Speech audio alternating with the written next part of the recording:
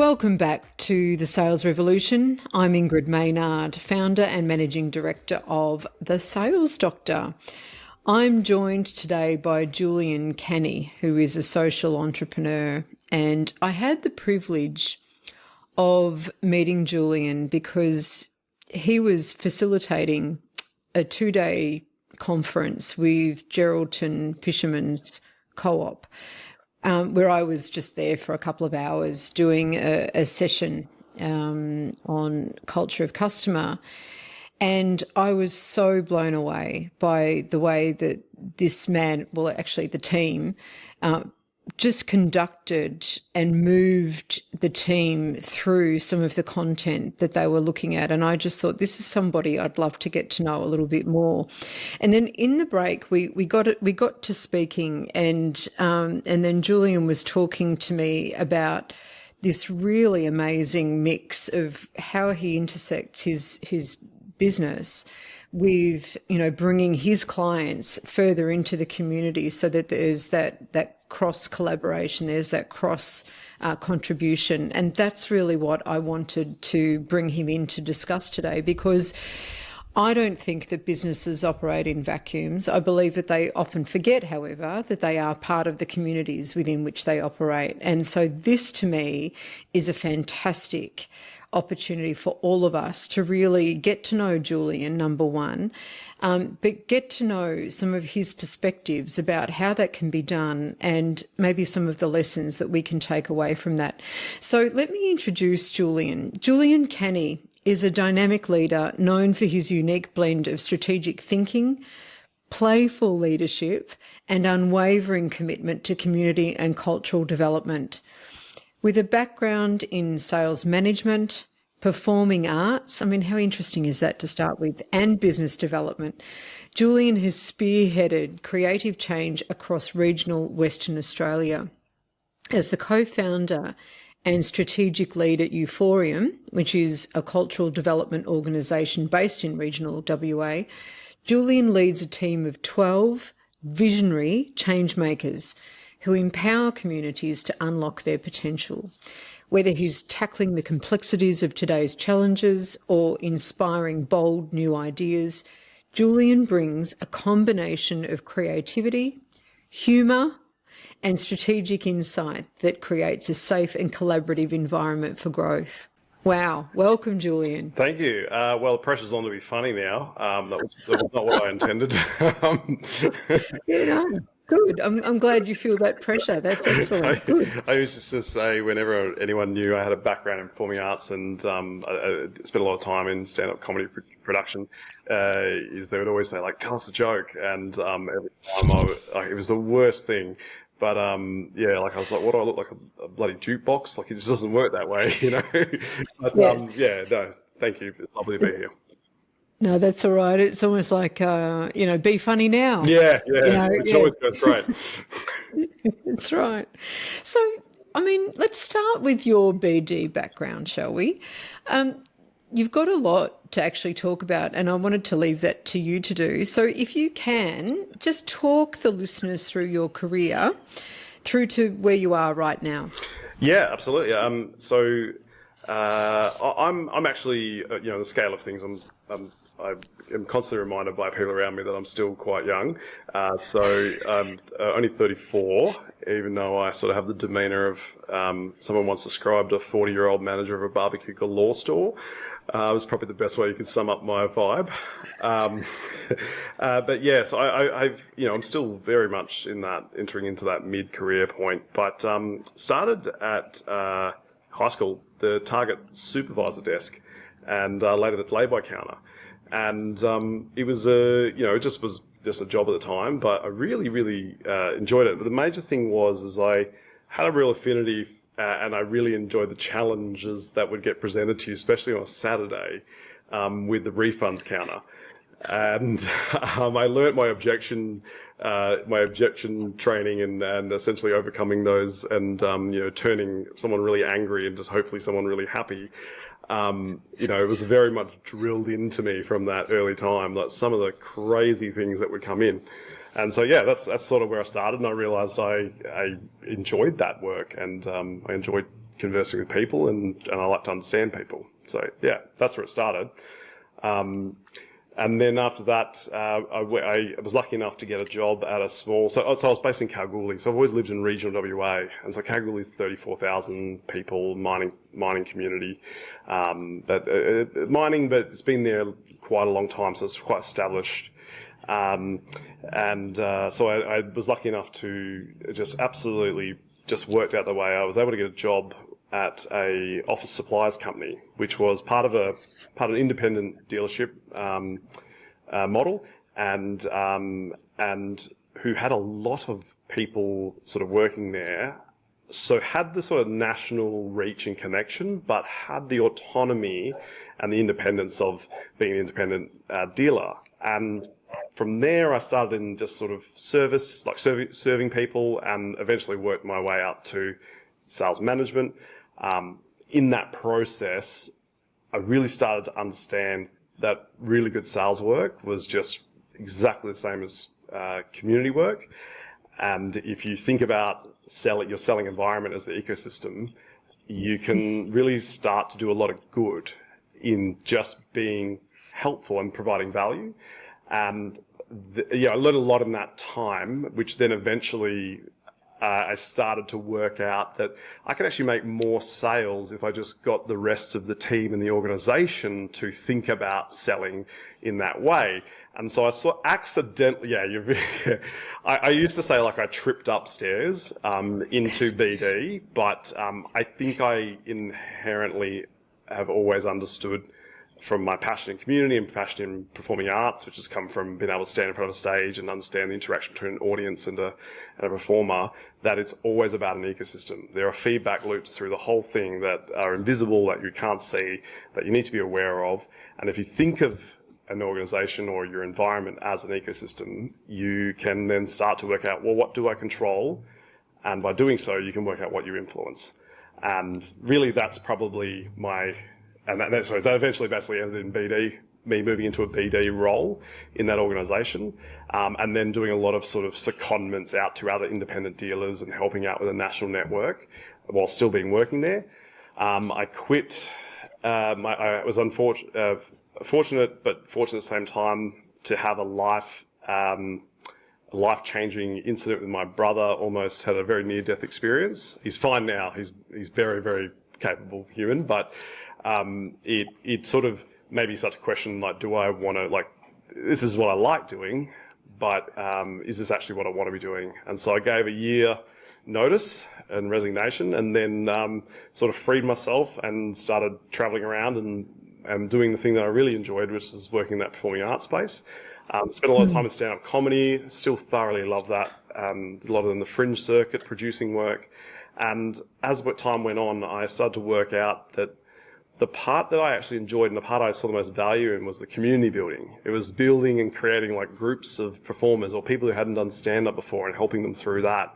And I would notice that audiences would come for the headliner, but they would come back for the local comedians and the local people that they saw evolve over time and get better and better. And they would start to refer to these performers as like our comedians in our community.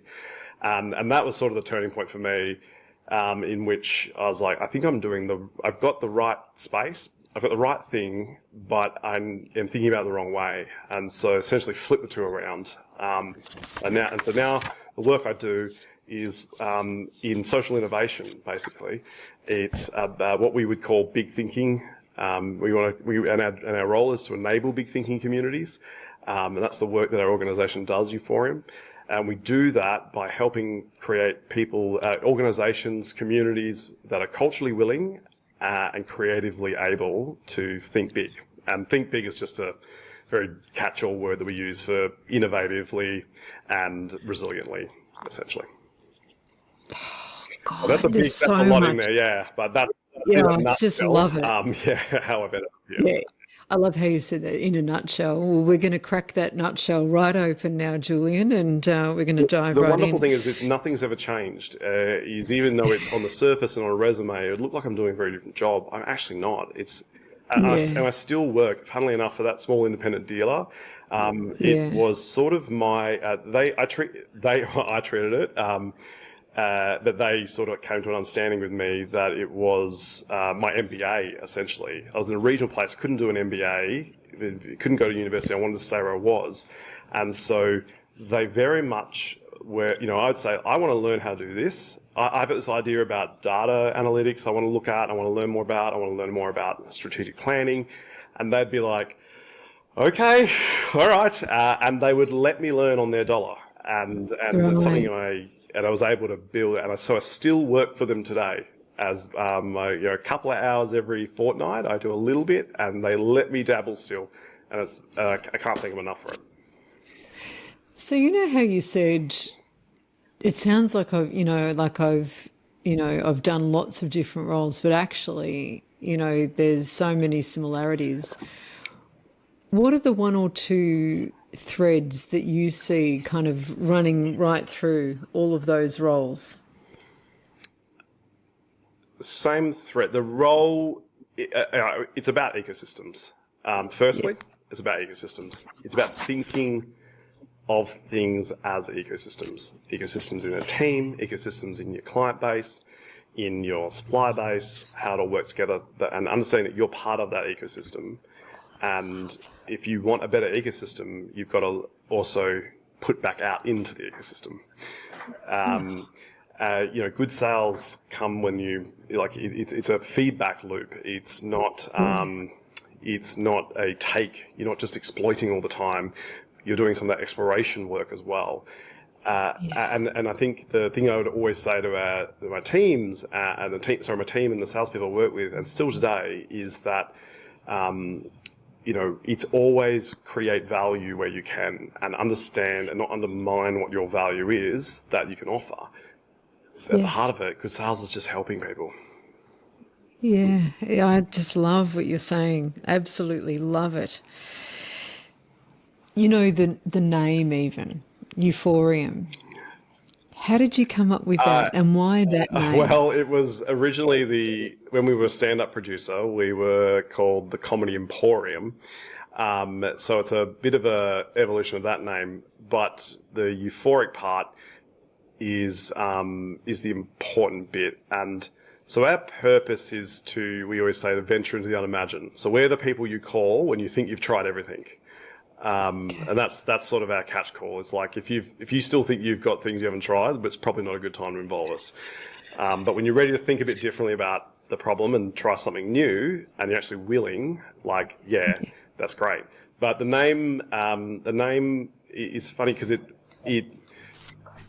it's always kind of meant to us, or me in particular, like the joy of realizing things together. And it's a place, you think about it, Euphorium, it's a place, but it's that joy, euphoric, of realizing, understanding things together, which beautifully ties into my second point of the threads that roll through everything, and that's context. I think one of the major things that I've realized over time is my job is just about building context and building context with people. And I can talk a lot more about that, but sort of as a statement, like, context is probably the most valuable thing. And I think one of the most valuable things, if you're in sales or sales work or account management, anything of that nature, it is your tool in which you will rise above any of the challenges that we've got ahead of us, or the automation of sales, or any of these kind of things ahead. Well, I love what you're saying. And I absolutely love the point that you made about ecosystem and understanding that, that interconnection. You talk about that energy. I picked up, these are my words, not yours, that energy exchange, but you talked about the things that you can control and the things that you can influence. And you get to that by understanding context, but also by helping a customer, whoever that person is that you serve, to understand the context in a different way as well. Because once you've got that shared frame of reference, then you can kind of move into lots of different areas. Can I ask you something? You know how you said you're only 34? And I love... I get reminded, I'm around a lot of people who are a lot older than me, and and Yeah, they all right. cheekily I'm one remind of me. them. Yeah, Yeah, I'm one of I them. think of that as quite. I'm like, oh man, I'm 34. Yeah, But yeah, yeah, okay, yeah, yeah. Listen, I'm one of those older people, no, not at and all. I am. Oh, well, yes, good on you. Always know when people know that I'm old when they go, oh, you know, oh, you look good for your age. Thank you, for my age. Well, But Ingrid, no, you I don't know. look good for your age. Does that help better? Is that, I'm so Thanks. glad someone's finally brought it up. No. Yeah, thanks, Julie. Me too. Yeah, no, thank you. What I'd love to ask you though is, you know, when you said, so you're 34 now, and you said there came, you know, where your brother had that near-death experience, and that actually was a bit of a catalyst for you to really think about, well, I know I can do all of these things, but what do I actually want to do? How old were you then? That's a very good question. I would have been, Ish. I would have been about 24, I think. Yeah, so it's almost, yeah, it's 10 years ago, actually. Yeah, yeah. Yeah, right. Okay. And what did you say people say that you are? Something about barbecues Yeah, galore. someone years ago, somebody introduced me as having the demeanor of a 40-year-old manager at a barbecue galore store.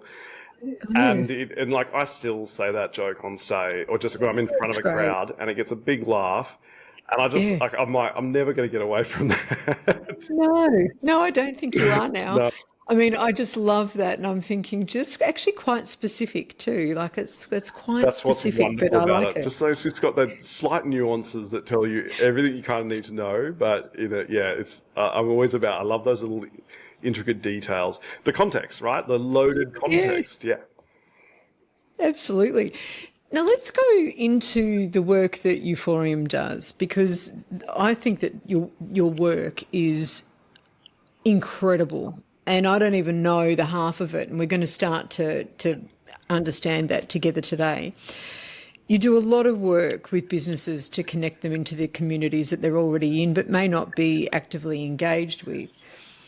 So help us to understand why you've chosen this particular kind of focus and what some examples are of what it actually looks like. So some of the organisations that you've worked with where you've helped them, you know, to understand things in a different way, and they've all had joy doing it. Yeah, and that's the thing. I mean, the little caveat is we really like having a good time, and we used to back when we were much more of a startup. You know, where we still really haven't ever shaken that, but we used to always say like we don't get paid enough not to have a good time.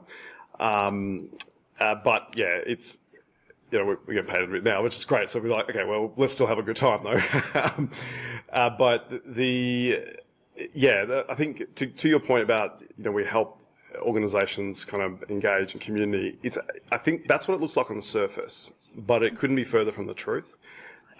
Engagement. If communities are if an organisation is viewing a community as something to be engaged with, they've actually not got the right idea. And they've built and unintentionally built a barrier between themselves and the rest, creating an other. And I think the important thing to remember is that an organisation is inherently part of its community. If you define the word community in what it actually means, which if you break the word up, it's group of common unity, right? Like community, common unity is, or how are you defining that common unity? If it's people geographically, if it's within, women with children, it could be workers who work on fishing boats, like whatever that might be. I think if we're starting to create like, oh, there's our organisation and then there's everyone outside of it, it's not the right way of thinking that will make it work. And so what we do more than anything else is we help evolve that idea and have people understand that they actually they are so tied. There's not a work self and a home and a community self. There is just your whole community and you are part of it, whether you like it or not.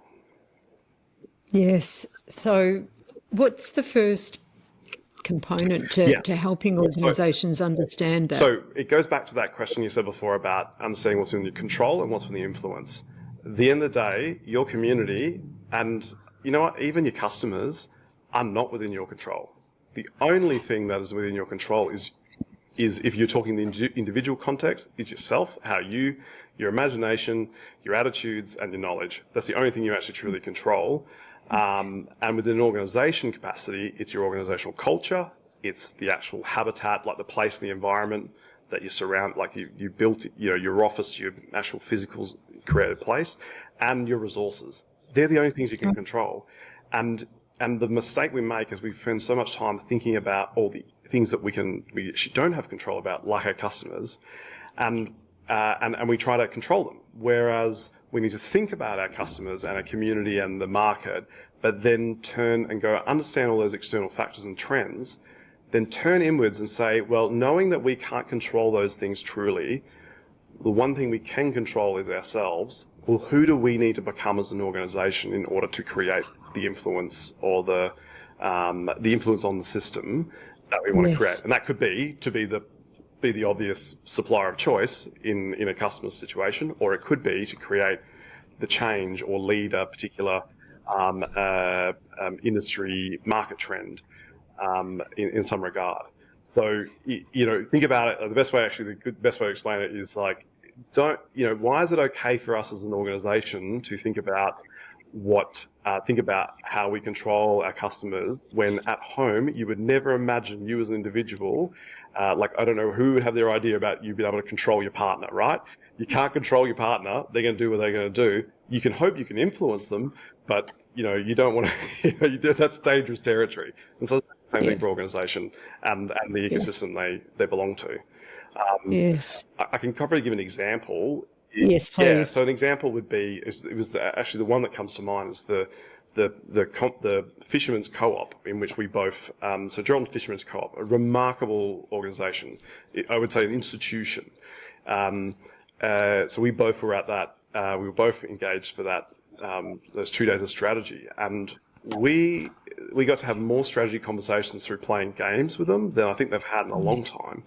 But everything we did focused on, well, what's actually within our control, and why do we come together? What drives us as an organization? How do we connect all to that? What inspires us? What's that bigger picture we can all create, that we all want to create, that brings us together? And can we build that common unity between all of us so we can get it on the same page and aligned?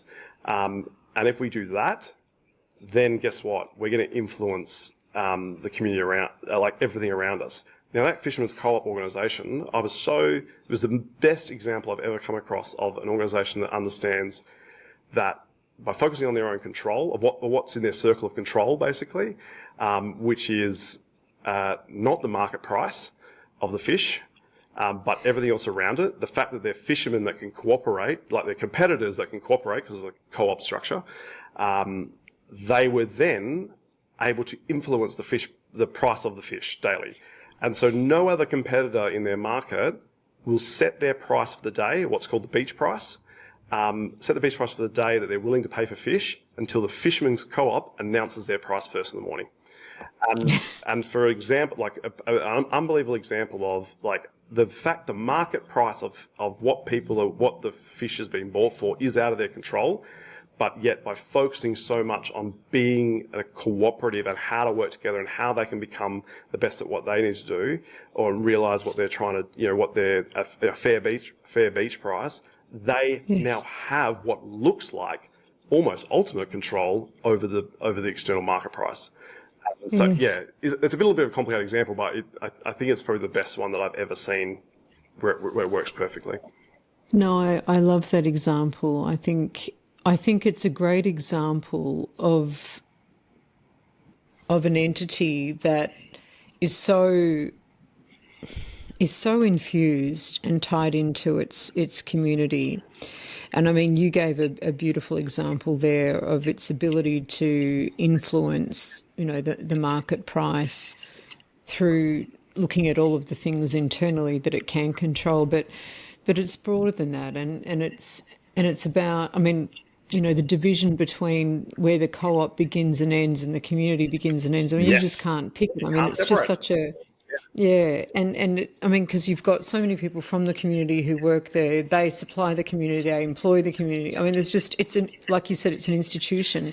I wonder, Julian, you talked a lot about, growing up and working in regional WA, and I haven't worked in regional, but I haven't worked in metro. Like I didn't grow up in metro Melbourne. I grew up sort of on the periphery, and I know the difference that brings to the way that business is conducted, because I think business, when it's a little bit more remote or it's regional, really values its community because they know that they're the lifeblood, and vice versa. You know, there is that almost blurred line between the two. Do you think that that's influenced your approach in this regard? 100%, No. probably 200%. I've seen it, and the wonderful thing when I got to work a bit nationally with other dealerships in that office suppliers group, I got to see it firsthand. Is I thought every dealership worked like ours did. And we're all independent, so we had total autonomy over. I think we had some agreements around brand and a few other things. We had total autonomy to an agency to operate how we felt we would operate, what was the best thing to do. And there was a real shock and eye-opener to me to go to the conferences, to go and work with a few other dealers around the country and see the stark difference and see the digression of the sales conversation down to a transactional one, and away from a transformational one, which is where you sit at with the ecosystem. And in that time, I still remember I had this. It was really quite profound. Is we had a competitor that we essentially drove out of business, but it was a respect. Like it was a local independent competitor, but we had a respectful relationship where over that time we kind of worked out what each other's strengths were, communicated on a regular basis, and sort of played in our zones, because we understood that actually having one supply store for like this whole market was actually not a great thing. And it's more better for the ecosystem that there are, people are doing what they're doing, and we're not cutthroating each other, because that creates a culture of, that sets a culture for the people in our teams who then are going to act like that as well when and we need to think about the bigger picture. Yeah. Oh, look, there was,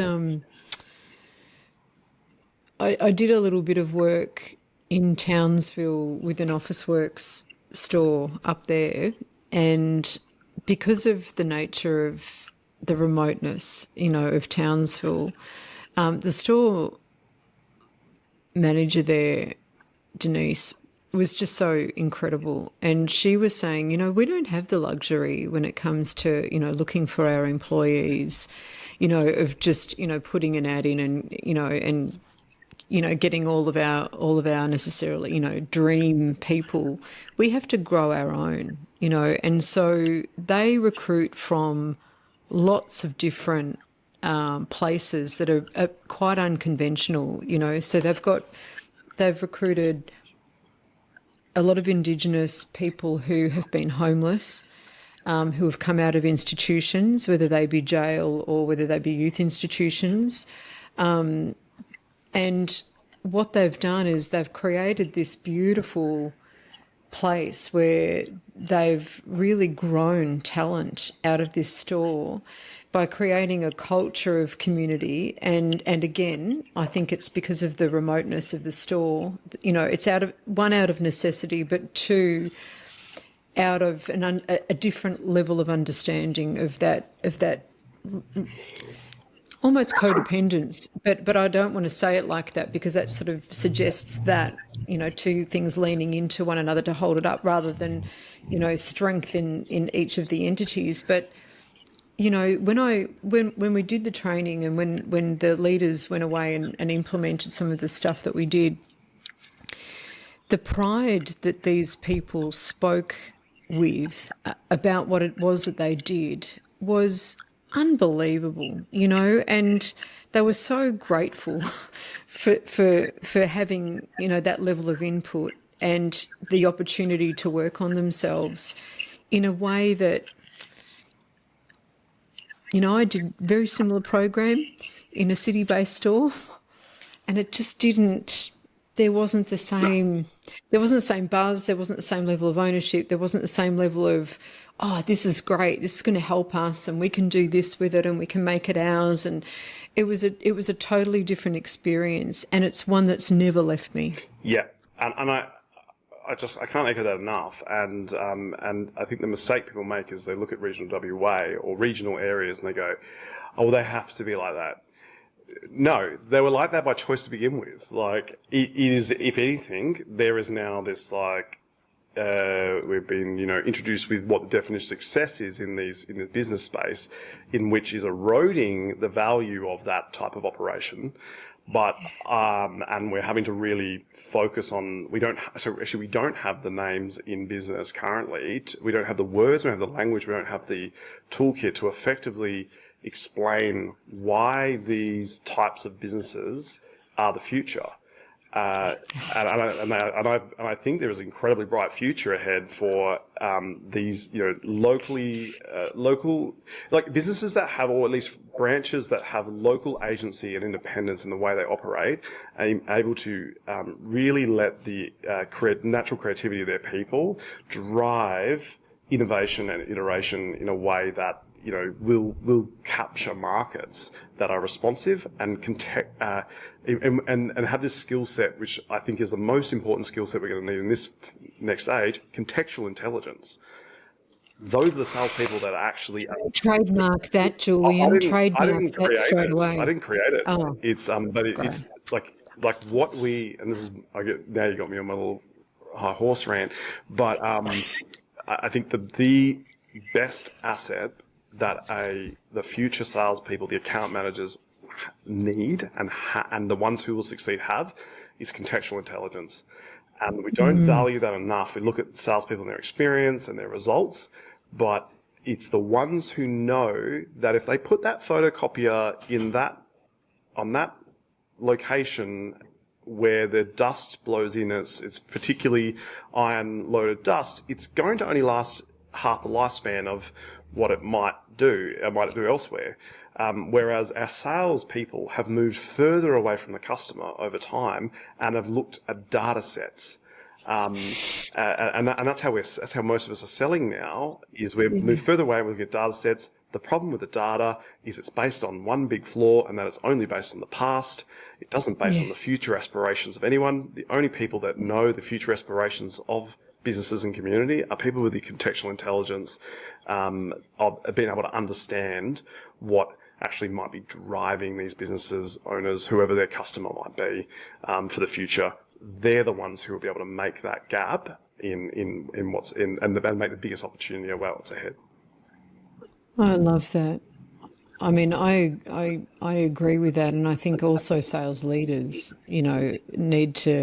need to get away from just using dashboards to grow the potential of their team members as well, and the talent within their teams, because how you talked about data being in the past. I mean, you need it for. It's data. a scorecard. Data's important. Yeah, it's a scorecard, but it you also need those leading indicators, but not. Like you said, I mean, I love that contextual intelligence. What a shame you didn't invent that, because that's gold. But yeah, that contextual intelligence, because nothing operates in a vacuum. It's all interconnected, and you have to.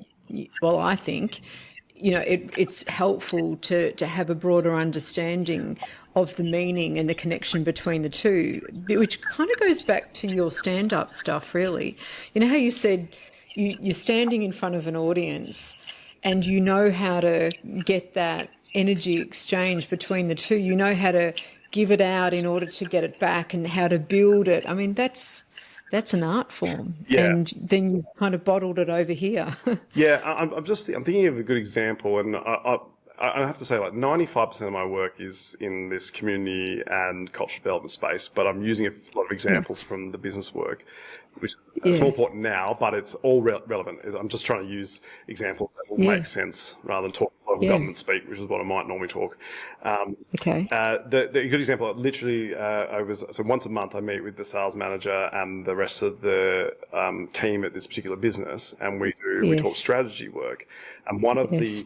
the really interesting realizations that we all came to was that we've spent 10 years, or that organisation actually was back when I started there, so it might be 20 odd years almost now, started really working hard to make our digital website, like having entire catalogues, really well equipped, accurate information around essentially every product you could ever order through the organisation. And we had a conversation the other day where we actually need to strip like a whole category out of that website and instead get get enough of a teaser that just invites a conversation, because we were putting ourselves on the same transactional playing field as the competitors who can ship furniture. It was office furniture, ship office furniture anywhere in the world. But what kept happening, even their own customers were like going, oh great, I can just order it on the website, which I always use. So their existing customers punching in orders, but making mistakes that were so causing so many problems for the full value stream of delivery and then installation and then long-term kept, that if they had that contextual conversation about it beforehand, would have been amazing and would have solved so many problems they didn't even know they had. And so, in terms of these future markets and the changes, it's we're getting flooded with so much digital content, so much, there's a pendulum shift that sort of has to go the other way now, where we got to manage that. Yeah, absolutely. Absolutely. Now, I want to find out a little bit more, because you're doing such great work and I love the passion that you speak with. When I was there at that conference and I was just sort of introducing the concept of, customer consciousness, where businesses understand that community is, one of many customers that they're speaking with, and vice versa. This inside and out and upside down. What do you see? So when you work with an entity, whether it's a government department or it's an organisation or it's a commercial enterprise, and they start to really connect into that concept of that common unity, as you call it, what are the benefits to both parties, to the organisation and to the community, when there is that coming together, and they're actively, there is no other. Yep. When they become one. It takes a long time, but it is interdependency. Right. Imagine a world in which your success is also my success, and if intrinsically the success of you as a supplier or you as a provider or a human in an ecosystem is all of a sudden, if we are interdependent enough where I still have my own agency and because sometimes we call it constellation. If your constellation is where together you make a constellation, but you can still shine really brightly interdependency. Sorry, yeah. If that was the environment, the ecosystem you worked in, then every conversation, every single interaction you have with a supplier, or a customer, or a community member, whatever it would be tipped to be in favour of how do I help you succeed as a way to make me succeed as well. Yes. That's currently not always the environment in which we will work in, and we go into very adversarial sales. I believe in a world where there are no cold calling. I think a lot of it, actually, it's funny. I've forgotten about this actually. 10 years I used to say this. 10 years ago I used to always say, I will never do a cold call. And I was like, I refuse to do cold calling because it means that I haven't made the effort to meet these people before I need to sell them something. And there should be, if I can be present and part of an ecosystem, then there should be no cold calls. There should be at least some familiarity, so that when I reach out, maybe they don't understand what we do, maybe there's still a lot of education there, but it can still be warm. not hot, but not cold. And I think that's ultimately, Yeah. yeah. So the benefit would be is no cold calling, no cold interactions, only warmish ones. Yeah. Yeah. Well, there'd be a lot of salespeople listening to that going, yeah, what he said. Yeah. Yeah, he said that, so I'm not doing it either. But no, I'm being Oh, and I facetious. used to say it. I was like, I did it. I hated it. I still don't like it today. But Yeah. I definitely worked to create an environment where cold calling wasn't needed. It's probably the way Yeah, to say that's it. right. Yeah. Yeah, which requires a whole different perspective and level of effort. Can you take us back to that pivot point that you've noticed? So, you know how you said it takes a little while before there's that interdependency between, the community and the entity, whatever it is, where I know that if I can make you successful, that inherently is going to filter back to me, even though that's not necessarily my first intention. My first intention is genuinely to help you to be successful, because it's just the way that we are together. What's that inflection point that comes just before that happens in your experience, Yep. Julian? It is. You can call it a couple of different things, and so I might be able to explain it to ways. It usually the problem with the ecosystem not being like that is a Yeah. lack of alignment, and there's a lack of alignment. And so what we have to do, and the inflection point, I suppose, in a way, is gain alignment. And that doesn't mean we all have to agree. We just have to agree that we don't agree yet. And so there's a lot of strategies we do actually, but there are a couple of sort of key things to remember. Is that when you aren't in alignment, you have to go back. You sort of have to go back a bit and look at and take a step down from if you're saying, oh, they're not in alignment with us, then guess who's the problem? You're the problem. So there's a lot of understanding and basically you want to get to a point of appreciation. If you can't appreciate the customer or appreciate the different elements of the ecosystem, you might be a supplier, then you aren't actually going to be able to achieve it. And so you need to get to a place of appreciation. There are some good simple strategies. Always, this is where data comes in. Do what we call code the data together. Is go back to data. Data is where usually everything goes wrong, because the data itself is just data. It's us then as individuals or salespeople or businesses coding that data into information. Like we then add our particular biases and interpretation to turn it into information. That's where it starts to deviate. And usually it deviates just a little bit between people. And then we code that data, that information into, content. And then we add our own context. And you can see over time, we start to get further and further away. And then our appreciation levels are further away. So always go back to start with data. And data's not always just numbers. Data is the stories that we all tell. Oh, they were like this back in that time, or they did that. They came in really angry one day. Like that's data. It's the stories. It could be a timeline, like what's actually happened when. Timelines are. We do an activity in our organization called Context Timeline, and we did it with with the day that you were there. And it's one of the most I can't believe that I'd spent 10 years doing what I feel like is a PhD, and the best thing that we've ever created was a roll of brown paper and a piece of tape. I'm not joking, and sometimes I think like, oh my goodness, that's all. It was some stickers, but people remember stories differently, and stories are so much about what we do. And so by just like rolling a timeline out and just going like, what happened when over the last couple of years, what happened with our market, what happened internally, you start to actually understand where things went wrong. And it doesn't make a lot of sense until you do it, but you could probably speak to. I feel like I feel like you had set whatever the conversation we had that day, and I'm starting to not quite remember it, but I feel like it was.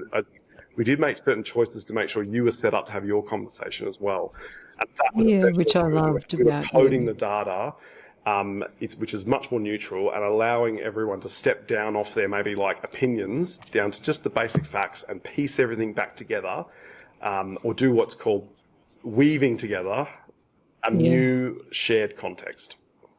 Yeah, I thought that was an incredibly powerful exercise, because when you're talking about an organisation that's been successful for as long as they have, and you're talking about third, fourth generations, either not, choosing not to work there now, to do other things, which is, the benefit of being a recipient of, previous generations' hard work, trying to find new meaning in the context and purpose of that co-op now, was done very beautifully through that timeline, because there were shared experiences there, and then there were people who were the custodians of those early stories, and it might have been themselves, or it might have been a family member, that they're sharing the stories through.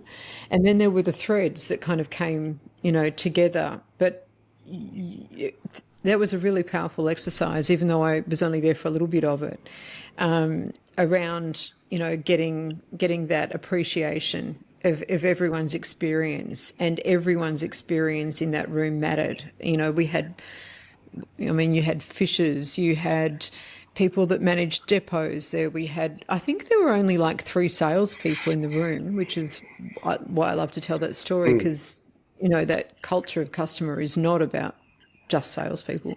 We had people from, the operations, we had warehouse people, we had truck drivers, we had marketing people, we had recruitment, we had HR, we had learning and development, we had leaders, we had CEOs. It was amazing, and some people that had never come from that kind of history, and yet everyone could sort of see the evolution of the business and get onto the same page. I just love that. So you talk about timelines, you talked about other forms of data, and you talked about stories as well, and different people's takes on stories, in order to get some alignment. Yes. So there are. When we talk about enabling big thinking, which is what our organisation, that's our mission. Yes. Is when we want to enable big thinking. As I mentioned before, the way that we'd break that up. Actually, a good way to explain it is. Some people in management or HR would have had the culturally willing, creatively able. Willing and I jumped ahead there. Willing and able, and you can put an individual on that, right? And if they're willing but they don't have the ability, you teach them, etc. So that applies to a community, but you change it up a bit. So when you're talking about a group and an ecosystem, instead of willingness, it's cultural willingness. What's the actual willingness in the culture to actually make these things happen, to innovate, to change, to evolve? And then on the bottom scale, we're actually talking about creative ability. And the creative ability is, people don't, I can't get into a conversation about creativity, but basically, creativity, we used to say like everyone's creative, but I actually have changed that. I've flipped that now, and I think it's more of a case of creativity is not that special. It's just innately human. If you've ever had to live your life with in constraints, you essentially have used your creativity. And so our ability to be creative as an organisation, our ability to be creative and solve problems and evolve and change ideas and do things, as a whole, is on the other scale. And so if you have culturally willing, creatively able, you then end up in 2 different places. If you have an organisation that's culturally willing but not creatively able to solve its problems and collaborate and work together, you get burnout. You get people like burning out, and they tried it and they're feeling really passionate, but they're not getting anywhere, and you get that entropy that starts to lag in an organisation. If you have creative ability in an ecosystem but no cultural willingness, you then get preservation. You then get conservatism. You get and people locking things down, and a lot of the time that's from like they've worked really hard to create what they've created, and everyone else doesn't understand how hard it was because the stories haven't been shared and everyone's not been brought along, and so they lock things down and they don't change. So they become very afraid of change. And so within those 2 scales, you've got to find a way to navigate through them. From our standpoint, we see 2 ways through. If you need to increase cultural willingness in a group, it's about stories. It's about telling stories. And as salespeople, we tell stories all the time. The 4 stories that we need to tell are what drive us, what inspires us, what evolves us, and what guides us. And there's a beautiful man who was a mentor of mine, Dave Clare. He's done, I think, some of the best work on that purpose-based sort of storytelling in business, organizational culture. So that's, I'd recommend seeking him out if you want to look at that stuff.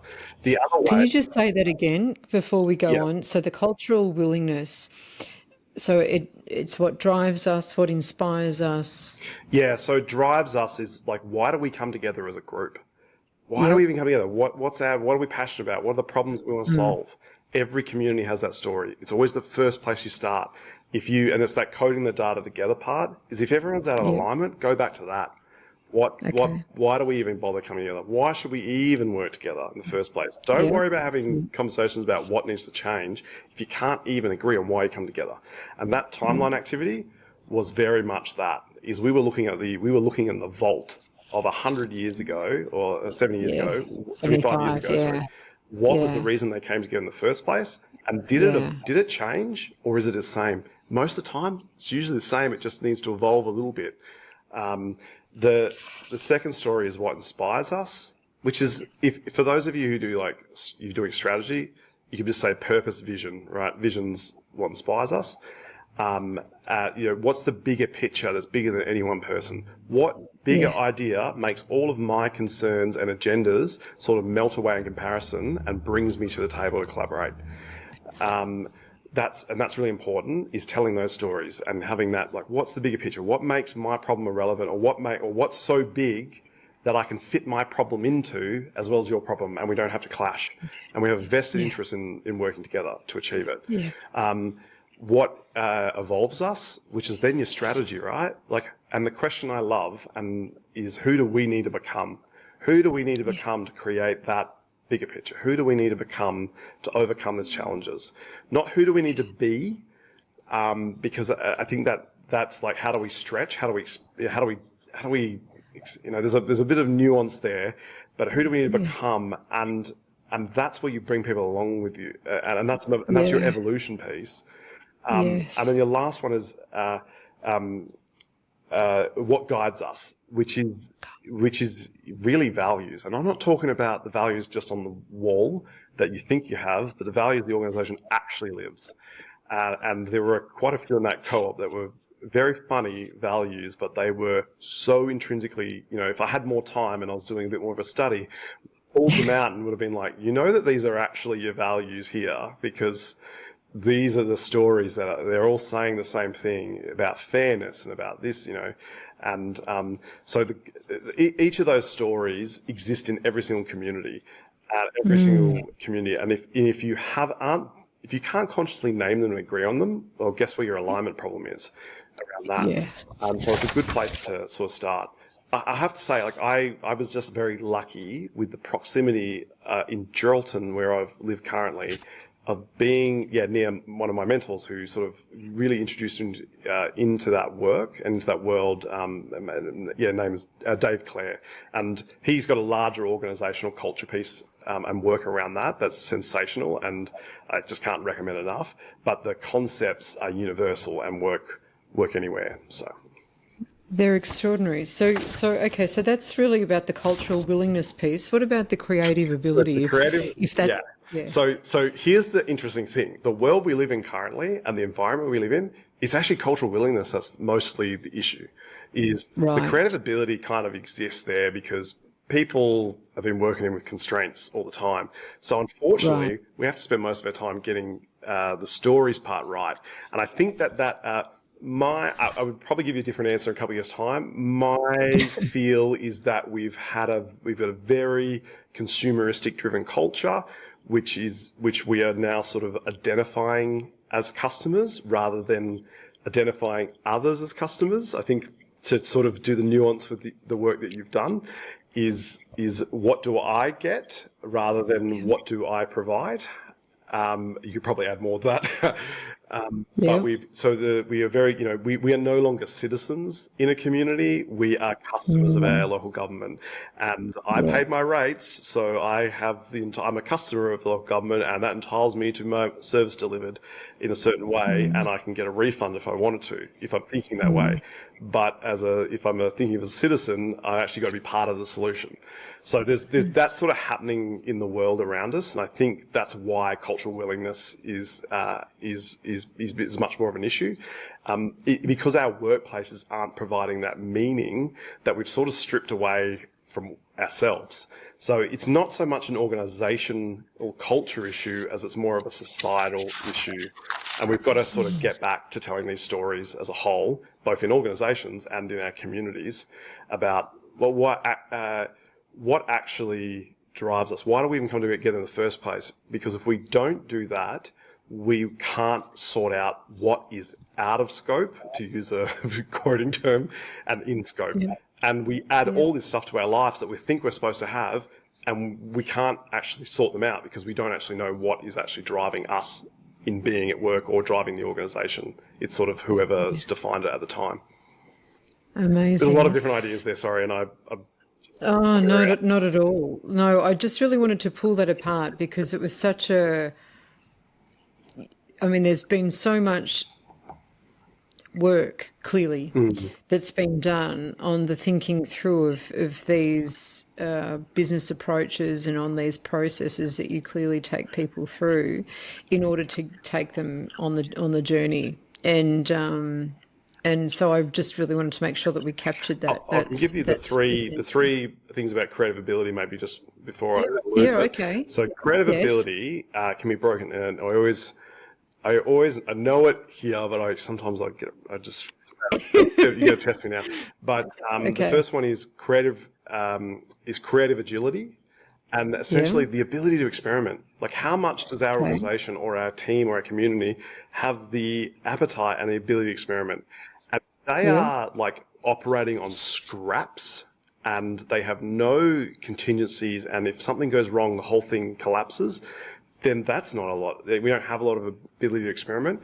However, at the same time, if we think in experimental ways and we don't have a lot and we know how to bootstrap, that is. So sometimes the same environment can still, someone's creative agility can, the organization's creative agility can still be there.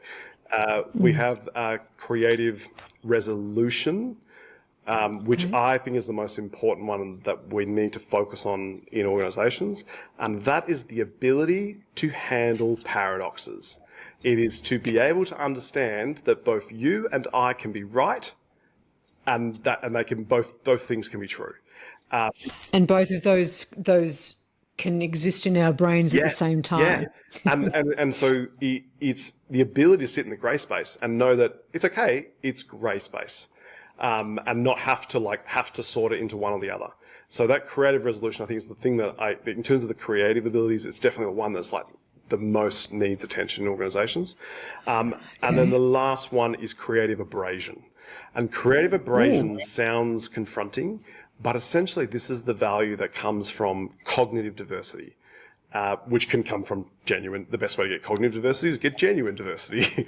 But it's about having been able to hold in an ecosystem or in a system, be able to hold diversity of thought and be encouraged and not have it squashed or groupthink engage and the best way to get that is just through genuine diversity, but it's about bringing other ideas in, about changing things up, about getting out of your bubble, all these different things. So creative abrasion, creative resolution, and creative agility.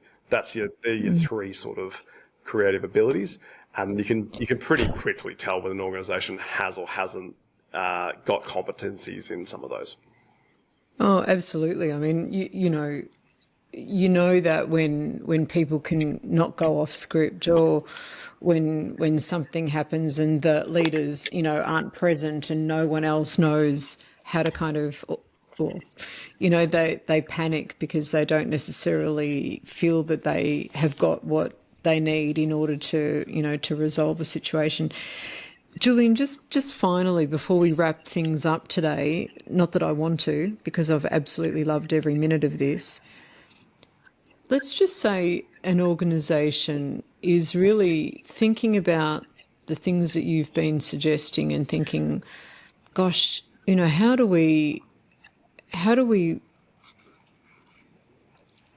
become more, like we're already part of our community. Okay, that idea might have landed. Okay, so there's an acceptance there that we're already part of our community. But how do we make it so that there's that interdependence between the community and our organisation? Where do they even begin to be intentional, to be purpose driven about that process? You just named it. It's intentionality. Okay. It is the make or break moment in doing the evolution to these ways of thinking is the intention. Understanding that nothing that I've said here, and actually I think you talked to an example before that was similar, will work in your organisation if you take bits and pieces of it. If you take ideas from what I'm saying, I can guarantee you, maybe within your control and what you're involved in, you can make it work. The moment you step away, it will collapse. Yeah. And that is because, and this has been the journey of my sort of career and realization, is that we can have plenty of new ideas. But if we are putting new ideas into old ways of thinking and old ways of working, then the new ideas will die, or they take a lot of resources and energy to keep alive. What we need to do is we need to change the way we think, and we need to find new ways of thinking that make the old ways irrelevant and the old problems irrelevant, and new ways of thinking that can make the new ideas stick and work. And that comes from mindset shifts that need to happen. We need to move away from we do this one business model to we actually have like 6 different interlaying business models in our organization. We need to move from analysis to synthesizing information and taking away themes. We need to move, there's so many different trends. Move away from just individual value components to value streams. Like there's a whole world of research that's already been done in this space that you can, once you get the language, you can unlock it all for yourself, but it sits usually behind, a different, everyone that sort of thinks that way, when you look at it and you've got your old way of thinking it, you can't understand it. And that's because you haven't adjusted the way you think and done those mind shift sets. The intentionality is the single best thing we can do to make that shift, is actually put into words, not just say the story, find and put into words the actual stories. Take the stories that you have and that exist in your organization or in the community, and move them into creating intentionally the narrative. And so if you can, stories exist and they are always going to be there, but stories end and they have already happened. Narrative continues. Narrative goes forward. And so if you think of it like I need a better metaphor for this, but if you think of it like a ladder, stories only go as far up the ladder as you're standing, because you're looking back and you can see all the stories that you're telling, but you don't tell stories about the future, you create narratives about the future. And so the narratives are the part of the ladder that you haven't yet climbed, and the runs that you haven't yet climbed. And that's where those we come together for this reason, we're inspired by this idea, and we are going to, we need to become this type of organization, or become this type of team, or a team, become a team with this kind of fine sales, whatever it might be. And that gives you a clear narrative. And by giving a clear narrative, the gap between where you are today and where you want to be in the future becomes really clear to you and everyone around you.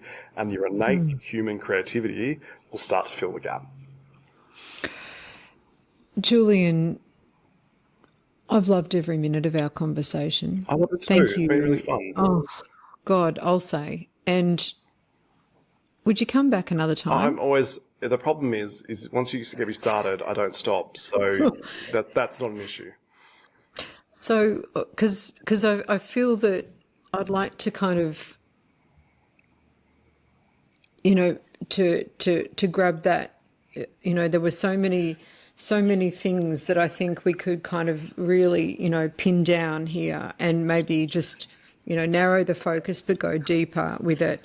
But today's been a fantastic start to really understanding your thinking and Euphorium's approach to enabling Just people, organizations to think, what did you say, to enable big thinking? I mean, it's just extraordinary. Yeah, just beautiful. And we'll have all of your contact information in the show notes, so make sure of that.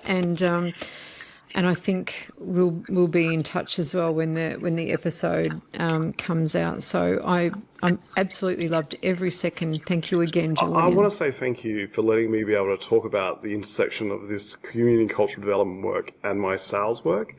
Those two worlds are so intertwined, but I never get the opportunity to talk about it. And so honestly, it's been a real pleasure to actually talk about sales work from where I am now, and then business development. I really appreciate it. Well, I think, oh my God, it's a pleasure. I think we're very aligned. So there'll be more. Well, thank you. Okay, you've been listening to The Sales Revolution. I'm Ingrid Maynard. And to find out how the Sales Doctor can help your organisation to transform its revenue, growth and profit, please email me at ingrid@thesalesdoctor.com.au. Visit us on our website at www.thesalesdoctor.com.au. I look forward to your company next episode. Bye for now.